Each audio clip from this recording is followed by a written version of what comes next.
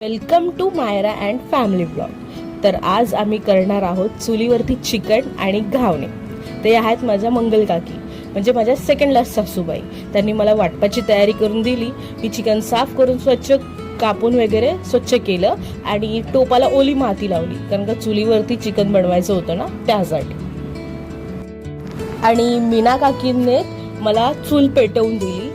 पण आहे ना, चूल पेटवण्यासाठी थोडा प्रॉब्लेम होत होता, कारण का आमच्याकडे फुकणी नव्हती त्यासाठी.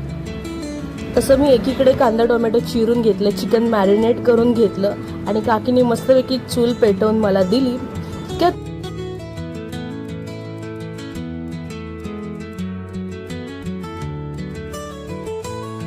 मग मी चिकन फोडणीला दिलं. पण सॅडली मी खडे मसाले आणायला विसरली होती. मला ना चिकनमध्ये खडे मसाले खूप आवडतात, त्याने टेस्ट खूप छान येते. पण जाऊन दे म्हटलं, काकीने सुद्धा मला थोडी मदत केली. आणि हो, माझा ना लाईफ टाईम मधला फर्स्ट एक्सपिरियन्स होता चुलीवरती जेवण बनवण्याचा.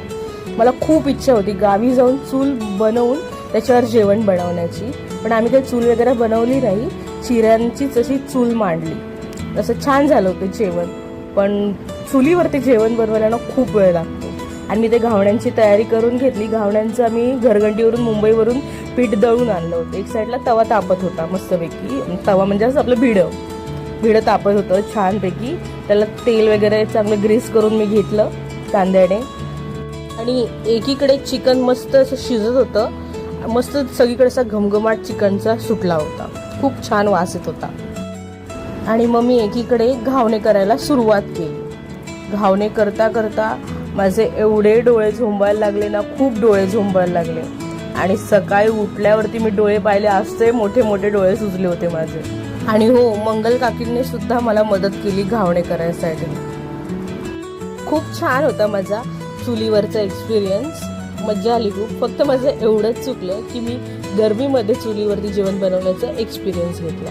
आणि अजून एक माझी इच्छा आहे, खळा किंवा काही अंगण हे शेणाने सारवणार. हे नेक्स्ट इयर मी नक्की पूर्ण करणार. आणि काकी चुलीमध्ये बटाटे भाजत होते.